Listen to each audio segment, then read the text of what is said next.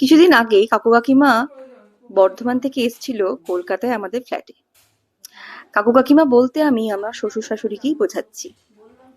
বিয়ের পর থেকে এমন খুব কম মানুষজন আছে যারা আমাকে জিজ্ঞাসা করেনি, এ বাবা, বিয়ের পরেও কাকু কাকিমা বলে ডাকো? আসলে এই মানুষ দুটোর সাথে আমার সমীকরণটা একটু অন্য রকমের। এই যেমন আমি বর্ধমানে গেলে ফ্রিজ খুলেই দেখি একটা কালো জাম কিংবা পান্তুয়ার কৌটো খুব সযত্নে ফ্রিজের ভেতর রাখা আছে। পাতের পাশে পাবো শাক ভাজা, নানা সবজি দিয়ে বানানো একটা তরকারি এবং পাতের শেষে টমেটোর চাটনি। আমিও খুব সজাগ ভাবেই যখন কাকু কাকিমা এখানে আসে তখন মেনুতে একদিন বাসন্তী পোলাও এবং আলুর দম রাখার চেষ্টা করি। উইকেন্ড আমরা ফাঁকা রাখি যাতে কোথাও কাছে পিঠে যেতে পারি এবং একটা ভালো রেস্টুরেন্টে কিছু একটা মনোমতো খেতে পারি। কাকিমার চুড়িদারটা হবে আমারই ওয়ার্ড্রব থেকে কোনো একটা আমারই পছন্দ করা মানানসই কিছু।